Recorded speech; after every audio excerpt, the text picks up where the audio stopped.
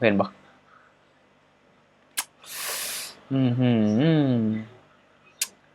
โอเค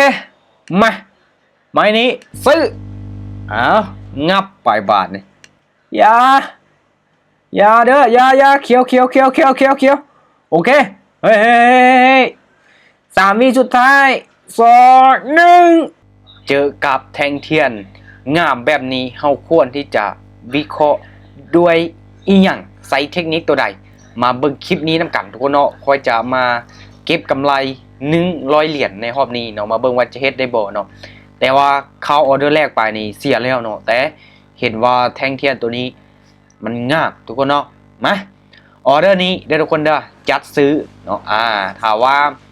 มันจงไส้น้อยๆขึ้นแบบนี้นี่มีโอกาสขึ้นไปต่อเนาะและอินดิเคเตอร์ที่ทุกคนควรเอามานำใส่ได้ทุกคนเด้อตัวที่1เนาะจะเป็นเส้นคาซาเลีย moving average double เนาะ2 เส้นตัวนี้เลยมันบ่งบอกถึงแนวโน้มชัดเจนเนาะถ้าว่า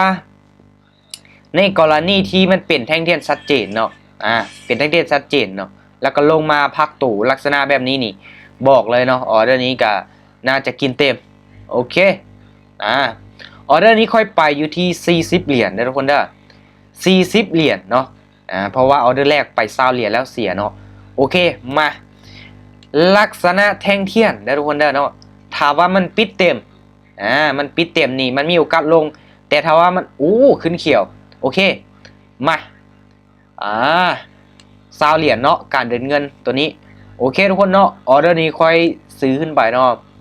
มาเดี๋ยวค่อยจะมาอธิบายว่าเป็นอย่างคือซื้อในจุดนี้ถ้าว่าแท่งเทียนเขียวตัวนี้เนาะแท่งเทียนเขียวตัวนี้เนาะมันขึ้นมาในลักษณะแบบนี้เนาะอยู่ถึงเส้นสีส้มตัวนี้เนาะเห็นปะคือที่ผ่านมาปุ๊บเนาะมันเป็นแท่งเทียนเขียวคือกันเป๊ะเลยเนาะเป็นแท่งเทียนที่มีไซส์ทั้งรูม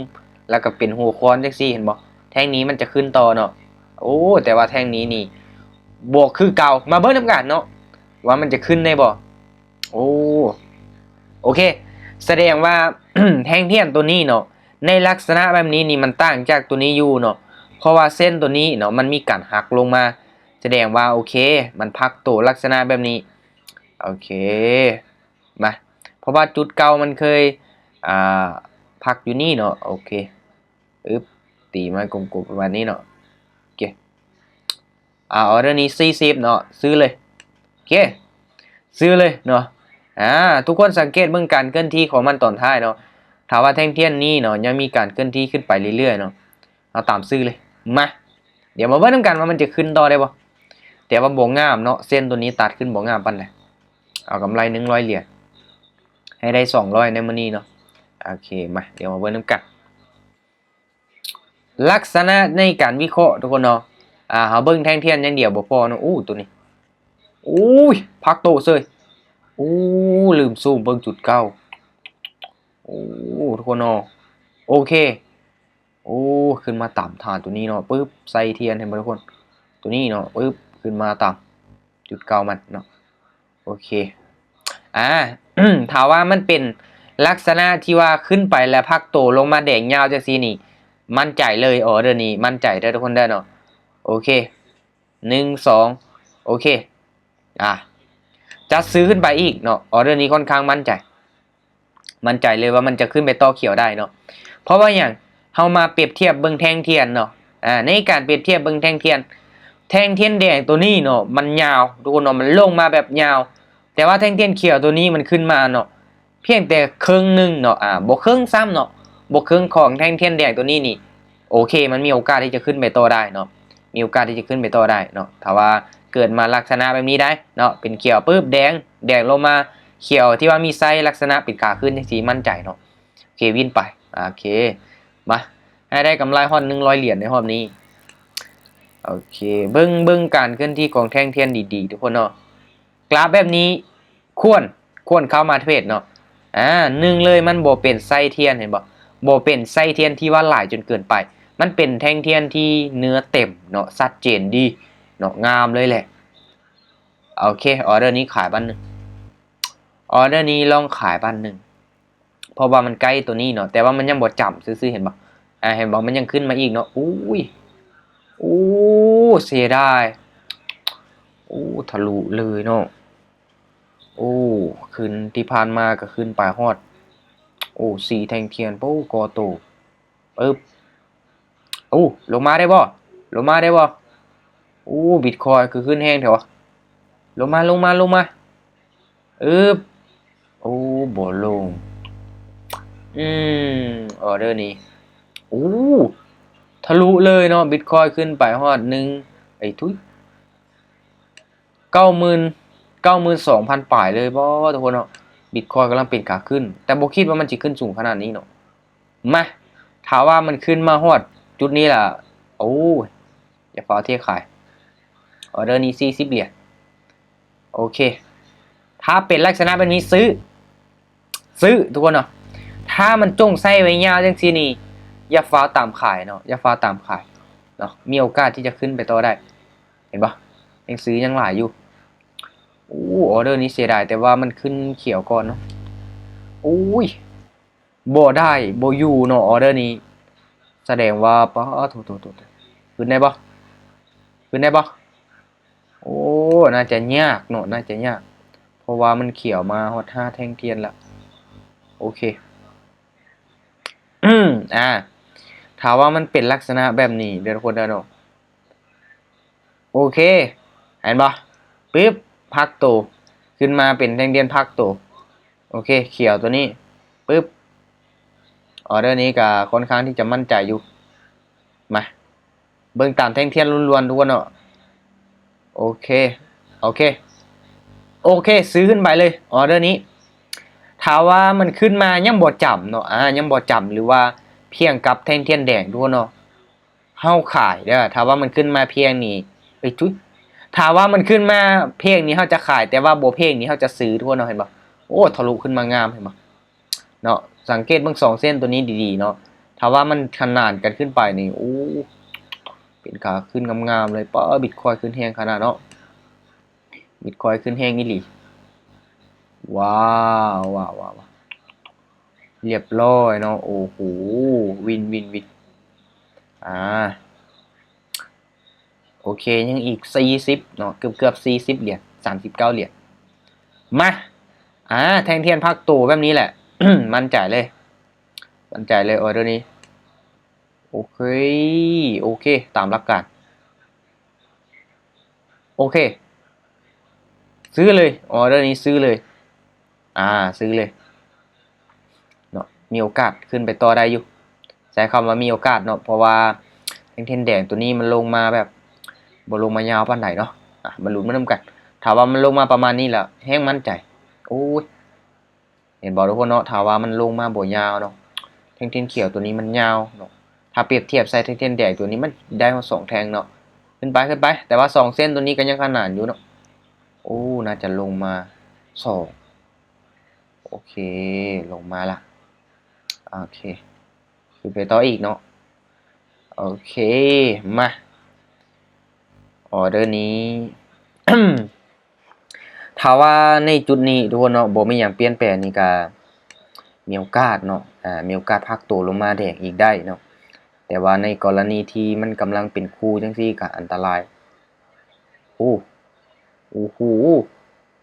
โอเคออเดอร์นี้ซื้อเนาะซื้อถามว่ามันจงไส้นี่ซื้อเลยเนาะซื้อเลยถามว่ามันปิดเต็มนี่ขายมื้อนี้เนาะมันจงไส้นี่ซื้อเลยโอ้บิตคอยขึ้นงามไม่เลยทุกคนบิตคอยกำลังขึ้นเนาะโอ้เป็นแท่งเทียนที่งามหลายโอ้ยเฮ้ยนิ่งไว้มาลุ้นมาร่วมกันเพราะว่าตอนนี้บิตคอยกับกลับตัวขึ้นมาแล้วเนาะแต่อยู่ที่ 92,000 ปลายๆแล้วโอเคสวยไปอีกเนาะเห็นบ่ในกรณีที่เราเข้ามา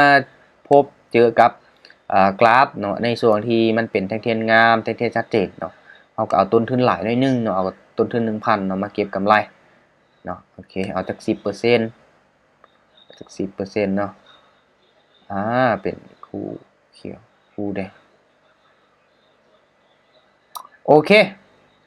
มาขอตามซื้อไปลองเบิ่งเนาะเพราะว่ามันเกิดมาลักษณะแบบนี้นี่มั่นใจได้ว่ามันจะขึ้นต่อโอ้ยงามๆเลยเอาเดี๋ยวนี้ งามเลยถ้าว่าวินออเดอร์นี้จะได้ตามเป้าแล้วเนาะตามเป้า100เหรียญในรอบนี้โอเคอาจจะได้อาจจะบ่ฮอด200เหรียญแต่ว่าบ่เป็นหยังเดี๋ยวมาเบิ่งนำกันโอ้โหบิตคอยน์ขึ้นแฮงขนาดเนาะโอเคสวย สวยงามทุกคนเอากำไร100กับ2เหรียญสำหรับรอบนี้ในกรณีนี้เด้อทุกคนเด้อลักๆเลยให้เบิ่งแนวโน้มของมันเนาะโอ้โหแนวโน้มของมันมาออเดอร์นี้นี่บ่มีออเดอร์ใดที่มั่นใจเท่าออเดอร์นี้อีกแล้วเนาะทุกคนเนาะต้องวัดใจเลยออเดอร์วัดใจเลยงับมาออเดอร์นี้ทุกคนเนาะจังใดก็ต้องเขียวได้ จังใดก็ต้องเขียวได้เนาะ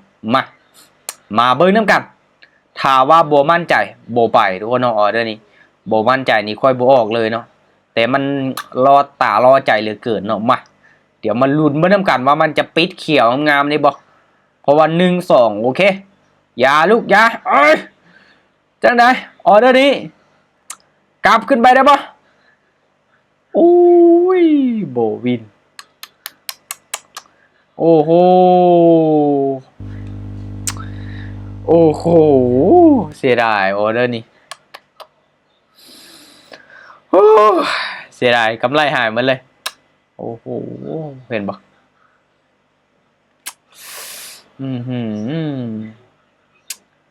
โอเคมา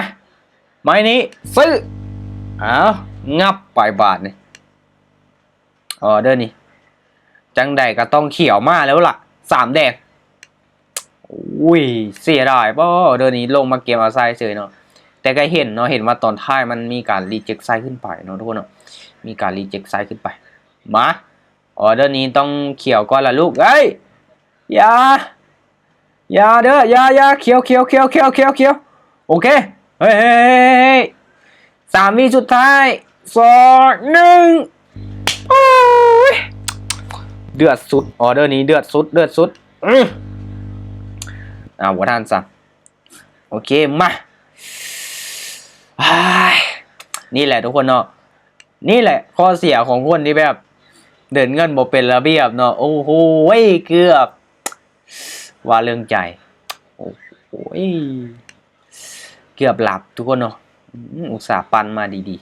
ๆโอเคกำไรพอละเนาะลองไปวัดใจน้องเบิงว่าโอ้หมายนั้นโคตรมั่นใจแต่ว่าผิดแผนลงมาเด็ดมา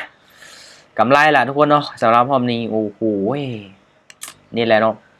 ในกรณีที่นี้ทุกคนเนาะก็อยากให้ทุกคนเอาเป็นบทเรียนหรือว่าตัวอย่างเนาะถ้าว่าเฮาเทศปั้นมาเห็นบ่ไปไหมละ20 40 80 20 40 80เฮาปั้นมาเนาะเฮาไปไหมนี้500เหรียญบาทเดียวเนาะมันผัดไปพลาดทั้งที่เขาโคตรมั่นใจเลยเนาะตามออเดอร์นี้โคตรมั่นใจแต่สุดท้ายมันก็ลงมาเนาะเห็นบอกมันบ่มีอีหยังที่แน่นอนเนาะอันนี้ก็อย่าเอาเป็นบทเรียนให้ทุกคนเนาะถ้าว่างบค่อยเบิดเนาะไม้นี้ค่อยไปเลยออินเนาะเบิดเลยเนาะเห็นบ่ถ้าว่าค่อยบ่มีงบมาคูณเนาะไม้ที่2นี่บอกเลยเนาะค่อยจะขาดทุนค่อยจะขาดทุนมื้อนี้ค่อยจะติดลบแต่สุดท้ายค่อยบวกเนาะมื้อนี้เนาะบวกมา270เหรียญเนาะโอเคก็ถือว่ารอบนี้บวกไป170เหรียญเนาะหรือว่า 17% ของต้นทุนเนาะเอาน้อยๆเนาะต้นทุน 1,000 ก็บ่ได้หมายความว่าสิเอา 2-3,000 บาทเดียวเนาะบ่เนาะทุกคนเนาะโอเคสำหรับคลิปนี้ถือว่าให้ทุกคนเบิ่งเห็นบ่หลายๆกราฟเนาะเป็นกรณีศึกษาเด้อทุกคนเด้อเนาะหลายๆกราฟก็ถือว่าเป็นแนวโน้มขาขึ้นเนาะถ้าว่า Bitcoin ขึ้นช่วงนี้คริปโตเนาะมันก็ขึ้นงามอยู่เนาะก็ขึ้นลงแต่ว่าช่วงใดที่มันสวิงเนาะมันมีไซส์จังซี่บ่ควรที่จะเข้าออเดอร์เนาะช่วงนี้นี่งามเนาะเป็นแท่งเทียนที่งามเห็นบ่ย้อนหลังมานี่ค่อนข้างที่จะงามเลยนี่แหละเนาะเราสังเกตเบิ่งถ้าว่าเข้าประเทศช่วงนี้เราก็มีโอกาสสร้างกำไรได้เนาะการหักข้ามจ่ายช่วงใดที่สวิงแห้งก็บ่เทรดเนาะบ่เข้าออเดอร์โอเคทุกคนสำหรับคลิปนี้ขอบใจทุกคนที่ว่าได้รับชมเนาะฝากกดไลค์กดแชร์กดติดตามได้เนาะเดี๋ยวจะมาเฉลยเนาะสำหรับผู้ที่ว่าจะได้รับรางวัลจากกิจกรรมสุ่มแจกเนาะเดี๋ยวจะ ดคลิปลงไปเนาะว่าใครจะเป็นผู้โชคดีนะทุกคนได้โอเคสำหรับคลิปนี้กำไรตามเป้าเนาะทุกๆการลงทุนมีความเสี่ยงนะทุกคนเนาะให้ทุกคนศึกษามันดีๆก่อนที่ว่าจะตัดสินใจเข้ามาลงทุนนะทุกคนได้โอเคบ๊ายบายเจอกันใหม่ในคลิปต่อไป